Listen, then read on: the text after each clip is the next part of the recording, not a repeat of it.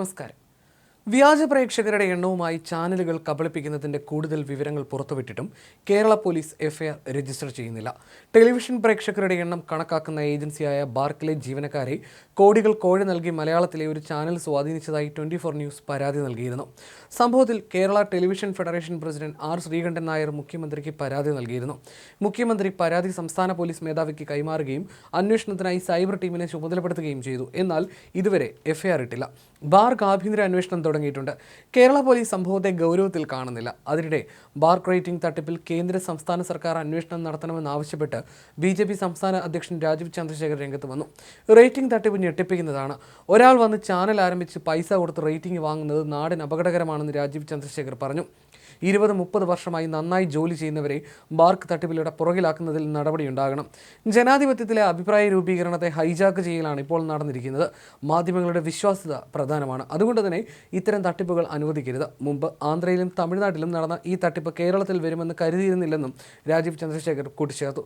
ഏഷ്യാനെറ്റ് ന്യൂസിന്റെ ഉടമയാണ് Rajeev Chandrasekhar. KTF president എന്ന നിലയിലാണ് ശ്രീകണ്ഠൻ നായർ പരാതി കൊടുത്തതെന്നാണ് സൂചന. അതുകൊണ്ട് തന്നെ KTFിലെ അംഗങ്ങൾക്കെല്ലാം ചാനലിന്റെ പേരറിയാം. എന്നാൽ ആരും പേരുൾപ്പെടെ വാർത്ത കൊടുക്കുന്നില്ലെന്നതാണ് വസ്തുത. കേന്ദ്ര ഏജൻസികളെ അന്വേഷണത്തിന് എത്തിക്കാനാണ് രാജീവ് ചന്ദ്രശേഖറിന്റെ നീക്കമെന്നാണ് സൂചന. ബാർക്കിലെ ഉദ്യോഗസ്ഥനായ പ്രേംനാഥ് എന്നയാളുടെ നേതൃത്വത്തിൽ മുംബൈ കേന്ദ്രീകരിച്ചുള്ള സംഘത്തെ സ്വാധീനിച്ചാണ് മലയാളം ചാനൽ തട്ടിപ്പ് നടത്തിയതെന്ന് 24 ന്യൂസ് ചാനൽ പുറത്തുവിട്ട റിപ്പോർട്ടിൽ പറയുന്നു. ഇത് സംബന്ധിച്ച് നിരവധി തെളിവുകൾ ചാനൽ പുറത്തുവിട്ടു. ബാർക്കിൽ തട്ടിപ്പ് നടത്താൻ കേരളത്തിലെ ഒരു ചാനൽ ഉടമ കോടികൾ കോഴ നൽകിയെന്നാണ് ഇവർ റിപ്പോർട്ട് ചെയ്തത്. നേരത്തെ ബാർക്ക് റേറ്റിംഗിൽ വൻ തട്ടിപ്പ് നടക്കുന്നതായി മീഡിയ വണ്ണും ചൂണ്ടിക്കാട്ടിയിരുന്നു. പിന്നാലെ ബാർക്കിൽ നിന്ന് മീഡിയ വൺ പിന്മാറുകയും ചെയ്തിരുന്നു.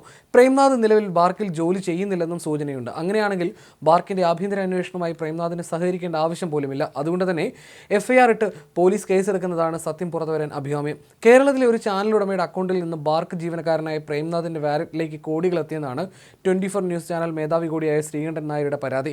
ക്രിപ്റ്റോ കറൻസി വഴിയാണ് ചാനൽ ഉടമ പണം കൈമാറ്റം ചെയ്തതത്രേ.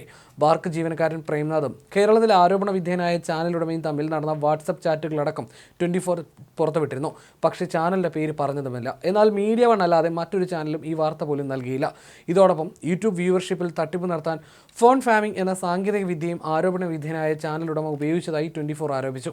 മലേഷ്യ, തായ്ലൻഡ് എന്നീ രാജ്യങ്ങളിലെ ഫോൺ ഫാമിംഗ് ഏജൻസികൾക്ക് കോടികൾ നൽകി ആധുനിക സാങ്കേതിക വിദ്യ ഉപയോഗിച്ച് യൂട്യൂബ് വ്യൂവർഷിപ്പ് ഉയർത്തി റേറ്റിംഗ് തട്ടിപ്പിന് പശ്ചാത്തലമൊരുക്കിയെന്നതാണ് ആരോപണം.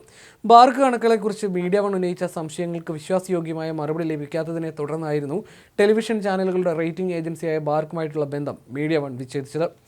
റേറ്റിംഗ് കണക്കാക്കാനെടുക്കുന്ന തീരെ ചെറിയ സാമ്പിൾ സൈസും മീറ്ററുകളുടെ അശാസ്ത്രീയ വിന്യാസവുമാണ് ബാർക്കിന്റെ പ്രധാന പ്രശ്നം. ആകെയുള്ള 86 ലക്ഷം TV-കളിൽ ബാർക്ക് മീറ്റർ ഉള്ളത് വെറും 1500-ൽ താഴെ മാത്രം ഇടങ്ങളിലാണെന്നും ആക്ഷേപമുണ്ട്.